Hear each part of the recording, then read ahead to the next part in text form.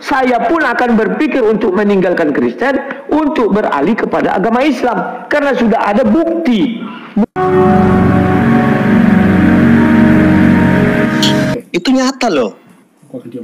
Ya, bukan pengikut Isa alaihissalam. Kalau pengikut Isa alaihissalam, tentunya dia tidak akan mentuhankan Yesus atau Isa, kan gitu. Nah, apa bedanya Nasrani? Sebentar dulu bro. Tadi kami bicara konteks Al-Quran. Konteks Al-Quran berbicara Nasrani itu pengikut Nabi Isa.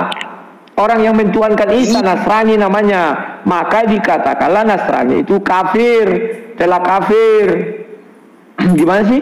Jadi hanya karena dikatakan kafir dalam Al-Quran, jadi Anda tidak mau mengakui bahwa Kristen itu bukan Nasrani. Nah, asal usul Nasrani. Ada pengikut Yesus Nasrani ini. Kok ngotot? Jadi gini, selalu. Jadi gini saya tanya. Nasrani ini, Yesus ini dengan Isa Al-Masih, apakah Anda mengatakan beda? Beda.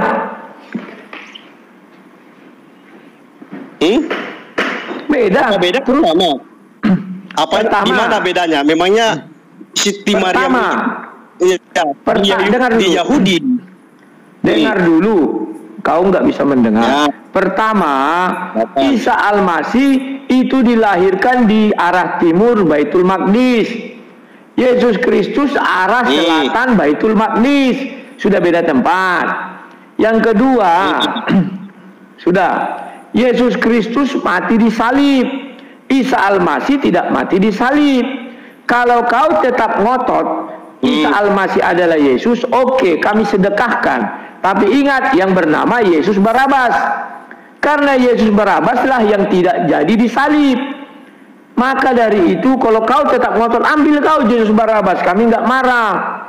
Tapi kalau Yesus Kristus kau tidak bisa ngambil, itu Tuhan kami. Jadi gini Rudi, Yesus Barabas. Coba gini, coba tanya Nasrani di sana, ya, Nasrani Yahudi atau Palestina. Siapa sih yang kau tuhankan? Pasti dia bilang Yesus.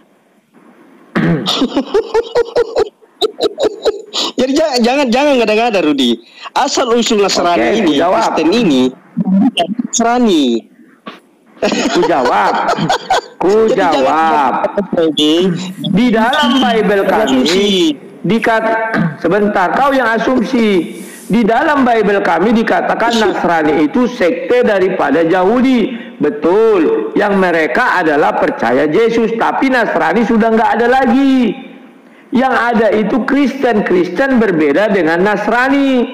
Nasrani itu berasal dari Yahudi, sekte Yahudi. Kristen itu adalah orang-orang umum yang dimulai dari kerajaan Romawi dulu. Bedakan, masa nggak bisa? Nah, kalau di dalam Al-Quran tidak pernah menyinggung kekristenan, tetapi kenasranian pernah, banyak ayat. Pahami dulu. Makanya aku bilang di dalam Al-Quran Nabi Isa itu adalah Nabi Islam dan Nabi Nasrani. Real dan fakta bahwa di Yahudi di sana dengan Palestina, Nasrani itu adalah pengikut Yesus. Nah, kalau di Indonesia itu dikatakan Kristen, pengikut Yesus. Apa bedanya?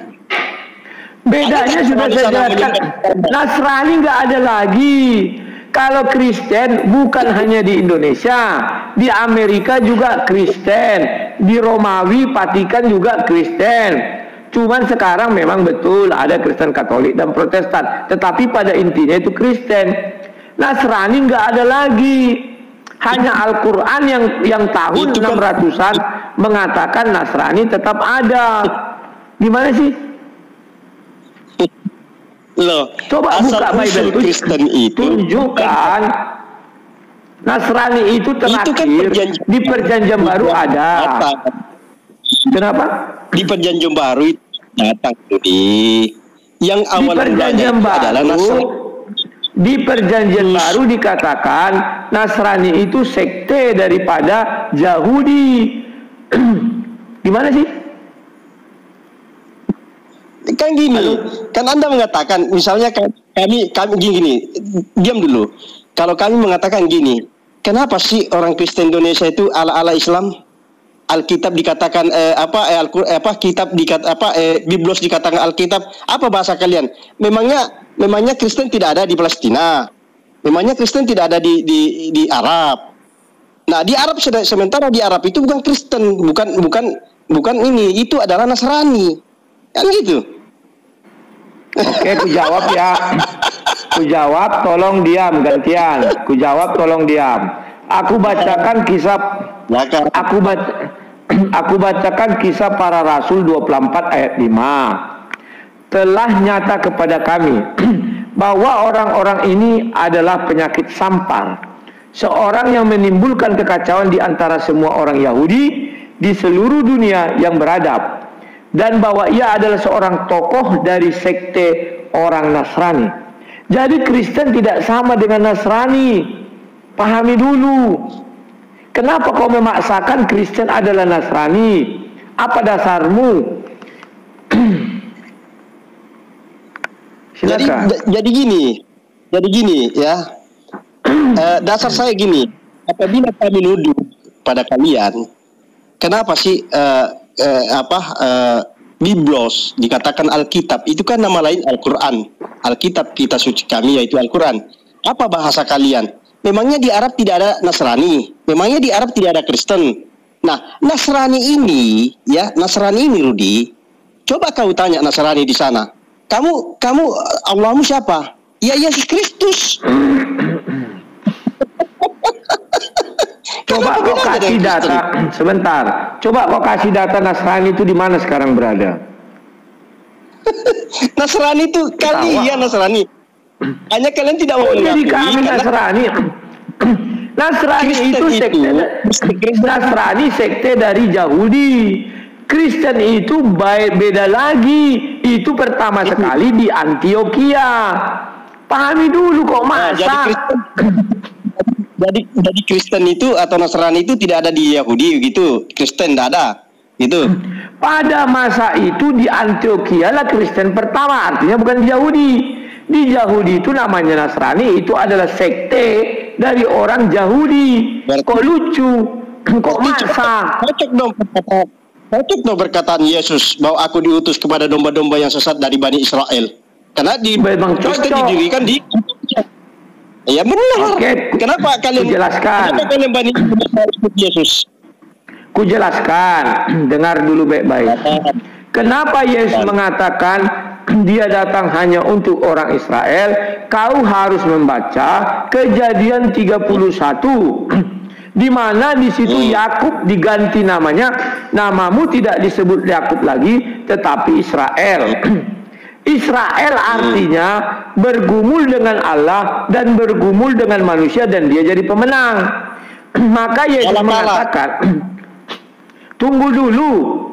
Maka Yesus mengatakan, pergilah kau kepada bangsa yang bergumul dengan Allah dan bergumul dengan manusia.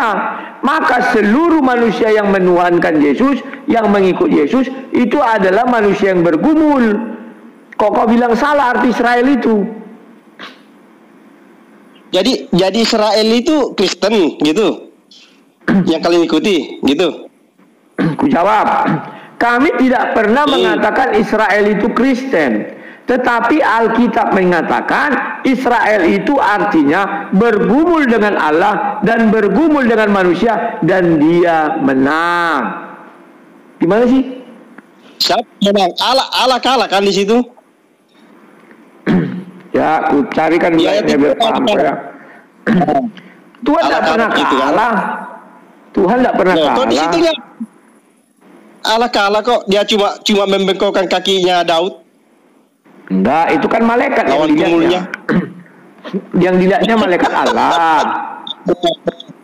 Silakan jelaskan. Tunggu, aku carikan ya. Ya, sebentar. Kalau keledai berdebat gitu, ketawa-ketawa menutupi kekalahannya. Nggak tahu dia apa. Sabar ya. Santai ya. Jadi ketawa itu membawa damai. Daripada ngomel-ngomel menghujat kan. Ini kan membawa damai. Yang menghujat, mana ada menghujat? Jangan, saya disclaimer ya, jangan lapor-lapor polisi. Karena kami orang Kristen malas melapor-laporkan kalian. Kalau kalian candu kali melapor, ya kita berdiskusi aja. Kalau di dalam debat itu nggak ada masalah. Yang bermasalah itu kalau dia premi sendiri, kayak apa? Kayak bilang nggak ada bermasalah. Di dalam debat juga harus diatur kata-kata. Jangan sampai menghujat. Kalau ya makanya itu kalau menghujat seluruh ruang itu diangkut. Dalam Islam itu Rudi, kata ketawa itu adalah ibadah. Asal jangan ketawa-ketawa sendiri, itu orang gila. Ya kau kan orang gila. Orang menjelaskan kau ketawa. Orang didengar dulu penjelasan orang. Kedamaian, ketawa itu kan kedamaian, penuh kedamaian Rudi. Daripada ngomel-ngomel gak jelas. Mana ada kedamaian di ketawamu? Ketawamu itu menutupi sesuatu yang kau sembunyikan. Enggak lah. Bentar ya. Enggak lah. Tunggu dulu. Aku jadi lupa yang mana mau ku katakan ini. Bentar ya. Oh ini dia nih.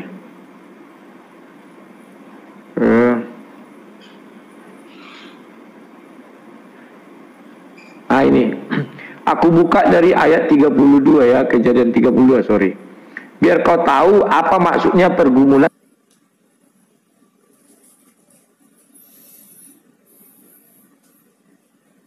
Yakub. Yakub melanjutkan perjalanannya, lalu bertemulah malaikat-malaikat Allah dengan dia.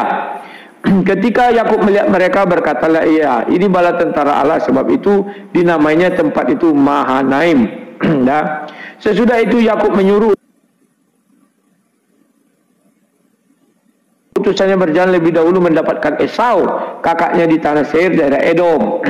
Ia memerintahkan kepada mereka, beginilah kamu katakan kepada tuanku, kepada Esau, beginilah hambamu Yakub, aku telah tinggal pada Laban sebagai orang asing, diam-diam di situ selama ini ya. Nanti kau baca ayat 32 ini, bahwa Yakub ini mempunyai pergumulan. Pergumulannya yang pertama, dia kembali kepada Esau, dia takut. Kenapa? Karena Esau memiliki 400 bala tentara. Takut dia, banyak tentaranya. Takut dia dimatikan oleh Esau. Maka dia berpikir untuk lari. Ya, dia pergi lari, menjauhi Esau. Nah, ini ya, sebentar. Maka yang terjadi adalah sebentar.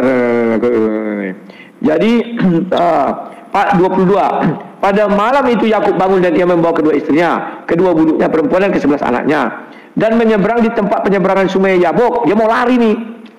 Sesudah ia menyeberang mereka, ia menyeberangkan juga segala miliknya. Lalu tinggallah Yakub seorang diri, dan seorang laki-laki bergulat dengan dia sampai fajar menyingsing. Ketika orang itu melihat bahwa ia tidak dapat mengalahkannya, orang loh dibilangnya, bukan Allah itu. Ia memukul sendi pangkal paha Yakub sehingga sendi pangkal paha itu terpelecok. Ketika ia bergulat dengan orang itu, lalu kata orang itu, biarlah aku pergi karena fajar telah menyingsing. Saud Yakub, aku tidak akan membiarkan engkau pergi jika engkau tidak memberkati aku. Bertanyalah orang itu kepadanya, siapakah namamu? Saudnya Yakub. Lalu kata orang itu, namamu tidak akan disebut lagi Yakub tetapi Israel, sebab engkau telah bergumul melawan Allah dan manusia, dan engkau menang. Jadi pergumulan Yakub bukan dengan orang itu kau katakan bergumul. Pergumulannya itu dengan Allah apa? Allah menyuruh Yakub kembali kepada Esau. Yakub takut kalau kembali kepada Esau, maka dia pergi menghindar daripada Esau. Tetapi setelah dipikir-pikirnya, okelah aku kembali kepada Esau. Akhirnya dia kembali kepada Esau. Itulah dikatakan kemenangan Yakub. Dia kembali kepada Esau. Ternyata apa? Esau memeluknya. Kalau ayat itu jelas mengatakan dia melihat manusia. Manusia itu adalah malaikat Tuhan yang datang menjelma jadi manusia. Maka mereka bertarung. Kalimat bergumul di situ bukan bergulat. Bergumul itu masalah iman. Bergulat itu masalah fisik. Oke, paham? Nah, banyak yang antri. Sudah dulu ya. Nanti besok-besok kau bisa naik lagi. Nasrani bukan Kristen ya, sorry. Ya, kadrun-kadrun ini kawan tidak mengerti apa itu pergumulan dan apa itu pergulatan. Pergumulan itu masalah keimanan, masalah rohani. Kalau pergulatan itu masalah fisik. Kekeliruan mereka, kesenangan mereka, karena melihat dari atas itu ada kalimat Yakub bergulat dengan orang itu, malaikat itu. Maka ketika malaikat itu memberi nama kepada Yakub, dikatakan di situ, sebab engkau telah bergumul melawan Allah. Dia kira bergumul itu bergulat. Inilah pemikiran konsep-konsep keledai-keledai liar. Tidak salah firman Tuhan menetapkan mereka keledai liar, karena tidak bisa membedakan antara bergulat dengan bergumul. Paham ya? Bergumul itu masalah rohani, bergulat masalah fisik. Kenapa dikatakan Yakub bergumul dengan Allah? Karena dia diperintahkan Allah untuk kembali kepada kakaknya Esau, tapi dia takut. Karena kakaknya Esau membawa pasukan 400. Sementara dia kalah pasukan. Dikhawatirkan dia kembali kepada Esau, dia disangsang Esau. Maka dia mau pergi lari daripada Esau.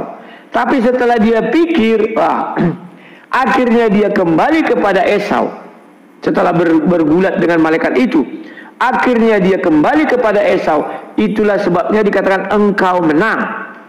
Paham ya? Jadi kalau Yesus mengatakan, aku datang hanya kepada bangsa Israel, bukan bangsa Yakub, dia bilang. Bedakan kalian antara bangsa Yakub dengan bangsa Israel. Kalau bangsa Yakub benar, 12 suku itu kita tidak bisa lawan. Tapi kalau bangsa Israel, Tuhan sudah menggariskan, arti Israel adalah engkau telah bergumul melawan Allah dan engkau bergumul dengan manusia, engkau menang. Jadi semua orang yang beriman kepada Bapa di sorga, semua orang yang beriman kepada Yesus itu adalah orang yang bergumul. Maka dibilang Yesus, aku datang kepada orang yang bergumul. Kalau orang yang tidak bergumul gimana? Enggak datang Yesus. Itulah sebabnya Yesus tidak pernah mau datang kepada orang-orang Muslim. Kenapa tidak datang?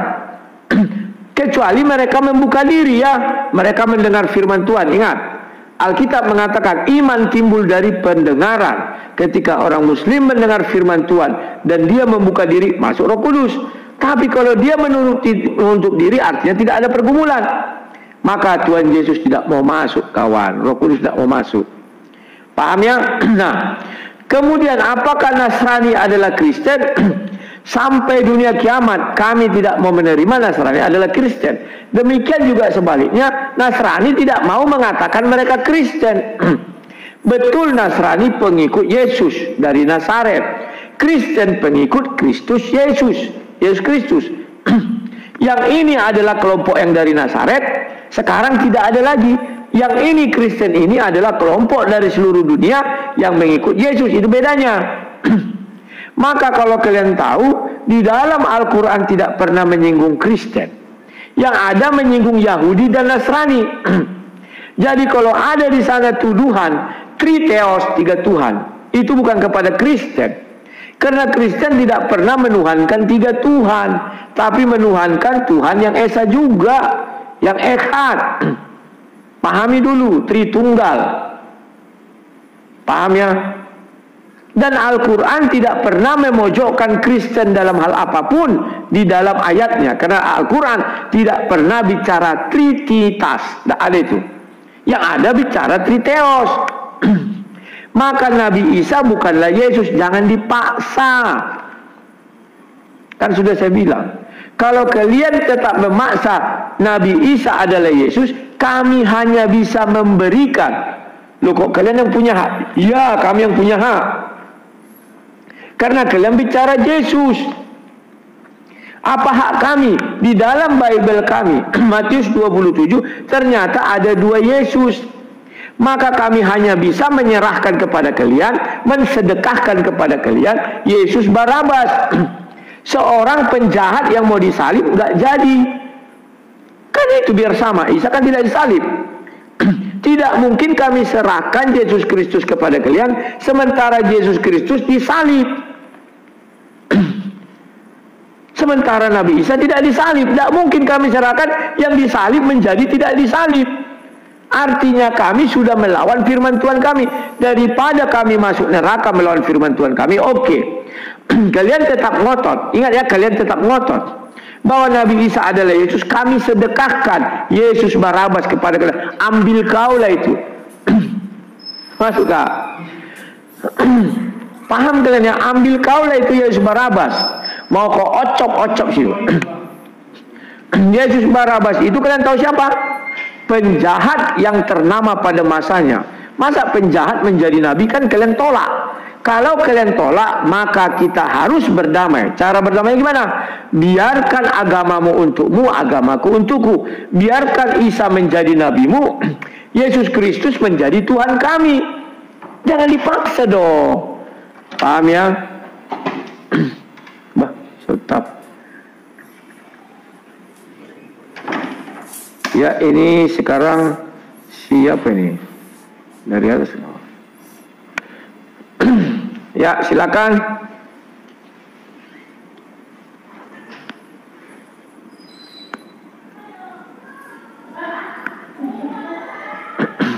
Francisco, silakan. Ya, selamat malam Mas Rudi. Malam, silakan. Salam semuanya yang mendengar. Nah, ini nggak ada pertanyaan sih, cuman dukung Mas Rudi aja terus. Perjuangkan. Oke, gitu aja. Ya, itu aja Mas. Siap. Oke, terima kasih Francisco. Oke, sama-sama. Salam. Salam. Sabar ya. Ya. Sekarang aku di sini. Habis itu Pak Agon.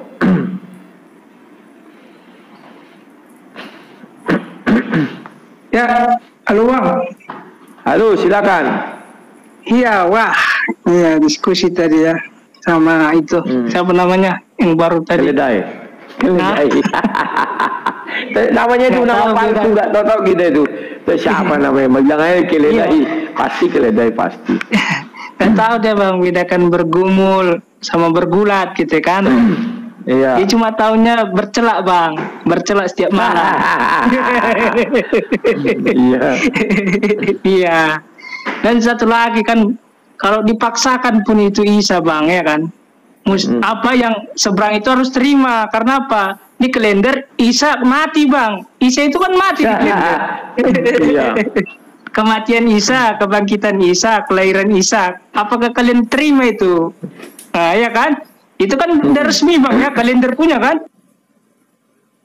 Jadi diakui negara Bang kan? Iya kan? Nah itu. Jadi kalian terimanya itu seberang kalau kalian mau paksakan Isa itu kan itu. Nah kalau kalian terima ya pasti bertentangan dengan apa kalian kan itu ya Bang ya? Iya kan? Makanya janganlah mau maksa-masakan. Lebih baik ya udah Isamu lah, Isaku ya kan Bang, kan gitu kan lebih enak, lebih indah ya. Nah itu aja dulu Bang dari saya. Oke, terima kasih ya. Ini mantap sekali nih. Ya, oke, sekarang Pak Agon. Ya, Pak Agon silakan. Dapat giliran juga pada akhirnya. Selamat malam Kang. Siap. Lama tak jumpa nih Pak Agon. Kalau di sini Pak Agon, kalau di sana Budak Agon. Ya, siap. Biar gampang aja manggilnya Kang. Karena kadang-kadang orang agak keki kalau udah Pak Budak gitu, agak nggak enak. Ya. Jadi gini Kang. Siap. Kami ini nggak boleh memaksa. Seperti yang Anda bilang tadi, menukil kalimat Quran, betul lakum dinukum waliyadin. Agamamu untukmu, agama kami gitu kan. Tetapi realita menyatakan bahwa agama kami ini datang sebagai agama terkemudian kan. Dan agama kalian mau nggak mau juga memang realitas seperti itu, agama terdahulu kan. Gitu. Nah kewajiban kami Kang hanya menyampaikan. Inilah pelurusan, inilah penjelasan siapa baginda Isa gitu kan. Siapakah Yesus, di kami seperti itu dijelaskan. Gitu. Dan kami nggak boleh memaksa harus enggak. Anda yakin silahkan. Cuman di sini harus dicatat oleh Akang, oleh teman-teman Kristenan, ketika kami menyampaikan kepada Anda berkenaan dengan ini semua, gitu kan, resikonya kami harus melepas diri dari Anda. Di sisi lain ya, kami melepas diri kan, kewajiban. Ingat, kami ini orang yang mencari pahala kan, membuang sampah pahala, membuang duri pahala, berkata-kata benar pun adalah pahala bagi kami nih, kan gitu. Halo Pak Agus. Ya kenapa? Ada sedikit yang mau saya luruskan. Kalau di dalam Al-Quran tidak pernah menyentuh Kristen, ya. Dan Kristen itu tidak, Islam itu tidak ada setelah Kristen. Al-Quran menjelaskan agama pertama di muka bumi ini adalah Islam. Agama kedua Yahudi, agama ketiga Nasrani. Kemudian yang keempat datang Nabi Muhammad membawa Islam yang menyempurnakan semua ini. Jadi jangan keliru loh, bahwa Islam ada setelah Kristen ada, nggak ada itu. Enggak. Kalau kami di buku ini kitab lagi kan, kitab kami mengatakan bahwa Ibrahim adalah Muslim. Yang namanya Muslim berarti agamanya Islam. Itu kan klaim kami kan. Nah, ya, betul. Jadi agama pertama itu Islam, Yahudi, Nasrani, baru Islam lagi. Kalau kami nggak membedakan kan, kalau Anda mengikuti narasi yang ada di kitab kami bahwa baginda Isa adalah Islam. Baginda Musa Ibrahim adalah Islam, baginda Musa adalah Islam kan gitu. Dimana dia menyatakan diri, menyerahkan diri kepada Allah kan, Tuhannya yang satu tadi, dan mereka termasuk orang yang taat patuh tunduk kepada kehendak Tuhan. Sebelum ke sana ini izin saya benar dulu ya tentang pernyataan tadi terakhir yang Anda katakan ya, izin dulu ya. Karena ini bukan konten yang saya ingin angkat, yang saya kata tadi. Kami hari ini hadir menjelaskan apapun kepada Anda. Satu, kami telah mencari pahala di hadapan Allah. Berbuat baik, berkata benar, meluruskan. Itu perintah dari Allah kepada kami. Di mata Anda ini menyakitkan, ya maaf katakan. Karena ini adalah Al-Quran. Wahyu dari Allah. Ini klaim kami. Gitu. Yang satu lain adalah Tuhan Allah kami itu maha adil, Kang. Ya, gimana dia adil ketika orang dijebloskan ke neraka, dia harus bertanggung jawab. Nanti Anda jangan bertanya lah, Allah kenapa gitu kan, nanti kan gitu kan, di dalam Quran kami kata itu, Antum, ya Kang Rudi akan bertanya-tanya, kenapa saya masuk neraka? Nah Allah berkata, Rudi, bukankah telah datang kepada budak Rangon? Bukan telah datang kamu si Juma? Bukan telah datang kamu si Ripa? Ustadz Walfi, Ustadz Alif gitu kan, menjelaskan apa-apa tentang Tuhan kami ini. Yang Islam begitu kan ceritanya. Jadi satu sisi dengan adanya, sebentar Pak. Ya. Sebentar. Justru saya percaya Al-Quran, bahwa Al-Quran tidak pernah menyinggung Kristen itu kafir. Jangan Bapak salah. Di dalam Al-Quran coba baca surah 22 ayat 40. Di sana dijelaskan bahwa dari gereja banyak disebut nama Allah. Maka dikatakan Allah akan menolong orang yang menolong agamanya, termasuk di dalamnya Kristen, Yahudi, Nasrani, dan Islam. 4 agama ini. Tetapi Al-Quran tidak pernah mengatakan Kristen kafir. Yang kafir Yahudi dan Nasrani. Kristen tidak pernah kafir. Bukakan satu ayat di mana Al-Quran Allah SWT mengatakan Kristen kafir. Coba kalau berani. Ketika kami, saya jawab. Ketika kami di dalamnya menjelaskan tentang Nasrani, kalau Anda bukan merasa Nasrani, yaitu berarti kami tidak menegur Anda, kan gitu. Betul ya? Tetapi ketahuilah bahwa apa yang ada di dalam kitab kami ada ketersinggungan, ada semacam koneksi, kan gitu ya.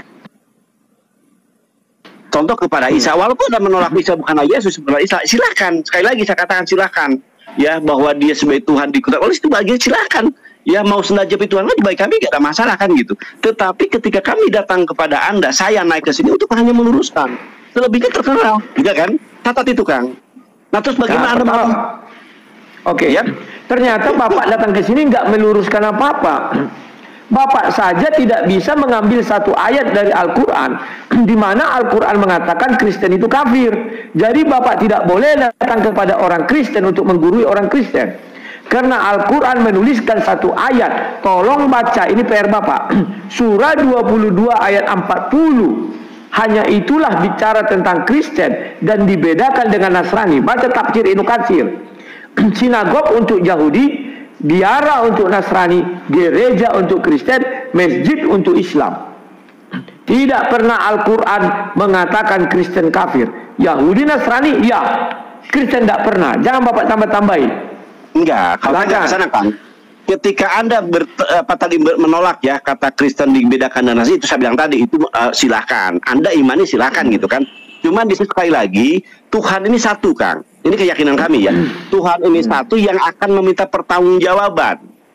Kalau Tuhan Anda benar, saya ikuti narasi Anda, maka Tuhan Anda yang akan minta pertanggungjawaban diri saya.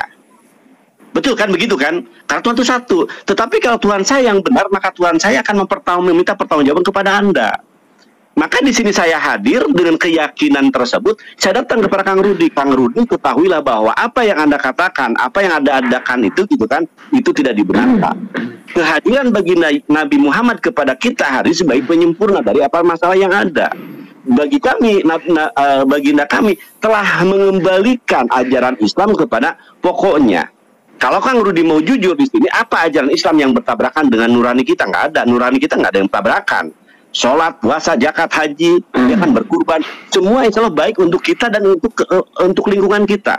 Larang mabok, larang judi, larang zina, jangan mengambil Tuhan selain Tuhan Allah, ya kan, jangan berkata-kata dusta, jangan mengurangi timbangan. Itu semua dalam ajaran Islam dan ini sekarang baik, kan gitu kan? Kalau tidak membuat suatu ajaran yang bertabrakan, kami datang untuk itu. Kalau Anda menolak, ya udahlah. Kalau boleh nggak masalah, gitu kan? Silakan. Cuma tetap sekali lagi Tuhan itu satu. Saya belum ke poin. Tuhan itu satu, ya, Dia yang akan meminta pertanggungjawaban. Maka dengan adanya hari ini, nanti kemudian di suatu saat ya datang hukuman Tuhan, maka insya Allah Anda akan termasuk yang menyesal. Maka Tuhan mengatakan, bukankah telah datang kepada budak angon, kan gitu kan? Ya. Apapun itu. Aku jawab. Lanjut. Kalau Bapak katakan saya menyesal, saya tidak akan pernah menyesal tuh. Maka itu pernah saya katakan sama orang. Kalau kau bisa menemukan satu ayat, saya akan sembah kau. Saya tidak akan mau menyembah Allah SWT. Kenapa? Karena kau lebih hebat dari Allah SWT. Allah SWT tidak berfirman, tapi kau bisa menyebutkan, saya bilang. Kalau memang saya Bapak katakan menyesal, saya tidak akan menyesal. Karena hingga detik ini saya tidak temukan satu ayat di dalam Al-Quran yang menjelaskan bahwa sudah ada orang Muslim yang masuk ke surga. Apa yang mau saya sesalkan? Tapi jikalau ada satu orang Muslim yang sudah masuk ke surga, saya pun akan berpikir untuk meninggalkan Kristen untuk beralih kepada agama Islam, karena sudah ada bukti, bukan janji. Itulah sebabnya saya tetap di kekristenan dan tidak akan pernah menyesal sekalipun saya masuk neraka jahanam. Kenapa begitu? Karena sebentar, dikit lagi. Karena saya hanya memegang teguh bukti, bukan janji. Kami punya jaminan ke surga. Orang Bapak baru janji ke surga. Kalau janji Pak, maaf janji, penyembahan Tubelausana pun bisa menjanjikan surga. Saya tidak akan mau ikut itu karena tidak ada bukti. Janji semua bisa. Gelas saya ini pun bisa saya buat menjanjikan surga. Silakan. Aduh, istri saya udah manggil-manggil. Jasa juga naik. Oke, nanti kita lanjutkan lagi Pak. Enggak, sedikit dari saya sebelum saya pamit. Silakan, tapi mohon maaf, saya tidak maksud lari dari obrolan ya. Saya senang ada waktu juga ketika mau ngobrol dan antum ya dengan Kang Rudi ya. Gak masalah kan, mungkin lain waktu. Cuman satu kata gini Kang, bukan satu kalimat ya, satu pernyataan begini Kang. Ketika Anda mengatakan kepada saya bahwa di surga, inilah nilai keadilan Tuhan. Manusia ada yang dilahirkan sekian ribu tahun ke belakang, mungkin jutaan tahun ke belakang. Kan gitu kan? Kalau surga dibuka, bagaimana dengan manusia-manusia sekarang ini? Gitu kan? Maka dalam Islam ada kalimat siksa kubur juga nikmat kubur. Dan ini lebih fair jadinya. Setiap kita termasuk orang-orang yang sedang menunggu. Ya sebentar Bu. Aduh sayang Bu, sebentar. Dikit lagi nih. Jadi gitu kan. Udahlah, kita sambung. Nah, tanggung udah sebentar lagi kok ini apa? Silakan. Jadi gini Kang ya, saya memaksakan. Ini narasi yang saya sampaikan ya. Akan kan berkaitan itu boleh-boleh aja kan gitu. Tetapi ketahui di tempat Anda pun belum ada yang masuk surga kalau saya katakan ya, karena tidak ada orang yang masuk ke surga balik lagi. Kan gitu kan. Oh ada, silakanlah kalau percaya itu gitu kan. Anda percaya dan luga ya baguslah gitu kan. Kemudian bagi kami itu sesuatu yang mustahil. Gitu loh Kang. Jadi insya Allah para nabi semuanya hari ini oleh Allah ditempatkan di tempat yang disebut nikmat kubur. Kebahagiaan tapi bentuk nikmat kubur. Bagaimana? Ya nanti kita sama-sama. Gitu. Dan inilah disebut dengan keadilan Tuhan. Gitu. Dan ini juga sebagai ujian dari Allah kepada kita. Bagaimana kita mempersiapkan diri. Sekali lagi, orang itu beramal Kang. beramal bagaimana memaksimalkan mungkin sebagai pengabdian kepada Tuhannya. Satu sisi yang lain juga ada rahmat Allah. Nanti hal itu juga mungkin lain waktu kita bahas.